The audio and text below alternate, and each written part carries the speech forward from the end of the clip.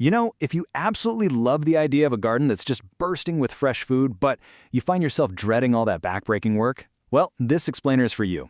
We're going to talk about a method that completely flips conventional wisdom on its head, promising healthier soil, bigger harvests, and, you guessed it, a whole lot less digging.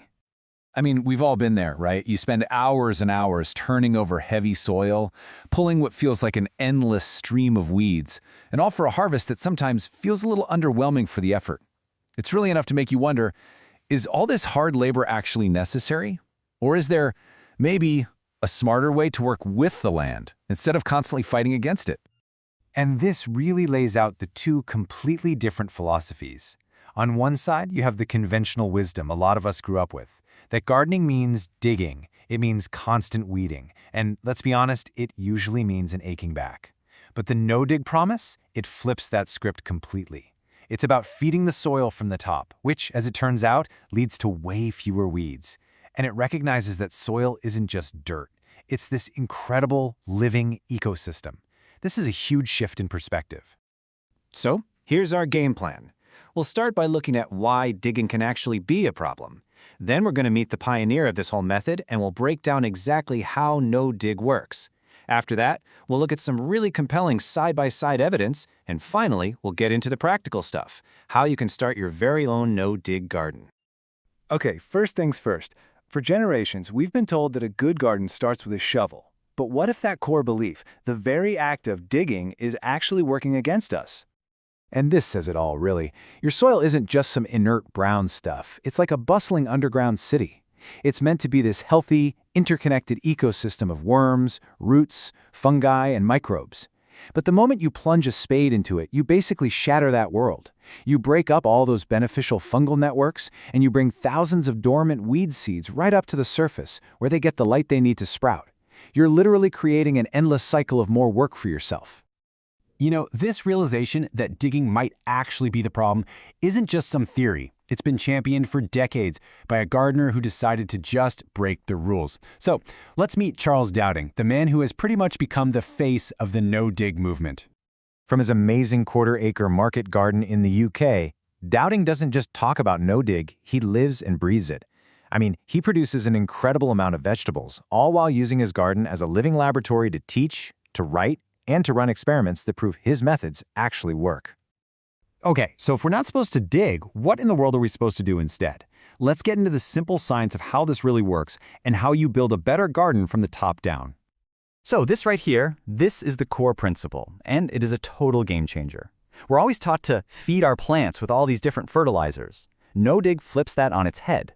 The whole philosophy is feed the soil. By layering compost right on top, you're feeding that whole underground ecosystem we were just talking about. Then, the worms and the microbes do the heavy lifting, breaking it all down and feeding your plants exactly what they need right when they need it. And the amazing part is, this isn't some brand new invention, it's just copying what nature has already perfected. I mean, think about a forest floor, right? Leaves and branches fall on the surface, and that entire ecosystem of worms and microbes just comes up and draws that organic matter down, building incredibly rich, fertile soil from the top. No-dig is just us applying that same powerful natural process to our own gardens. But does it actually work better? That's the million-dollar question, isn't it? Well, Charles Dowding has been running this fascinating long-term experiment to give us a definitive answer.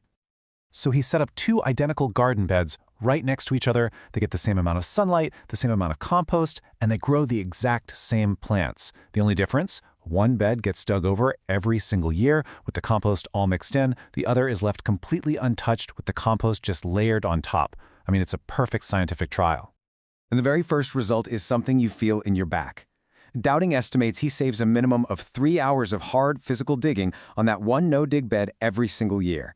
And that's before you even start counting all the extra time you spend weeding the dug bed. For a lot of people, that time saving alone makes it a total no-brainer. But what about the food? This is where it gets really, really compelling. In one recent season's count, the no-dig bed, the one with less work, had already produced 63 kilograms of vegetables.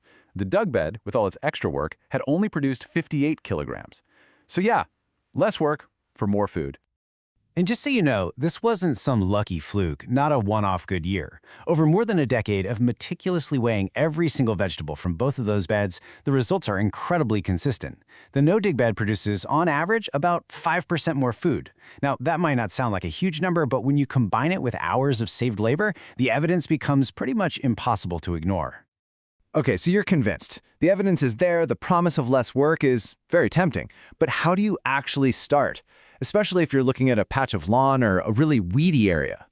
Right, this is the #1 question people have. What about the weeds? If you just slap a bunch of compost on a weedy patch, aren't you just planting in a bed of future problems? Well, the solution is surprisingly simple. And brilliantly, it doesn't involve a spade at all.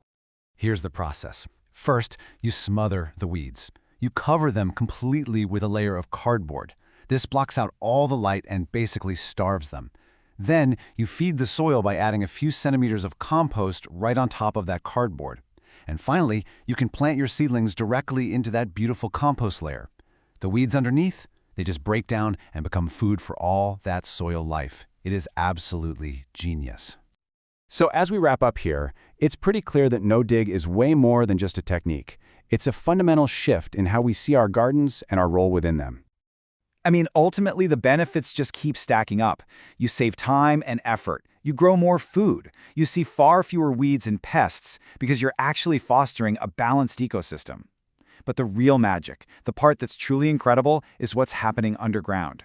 Your soil gets richer, darker, and more full of life every single year without you ever having to lift a spade.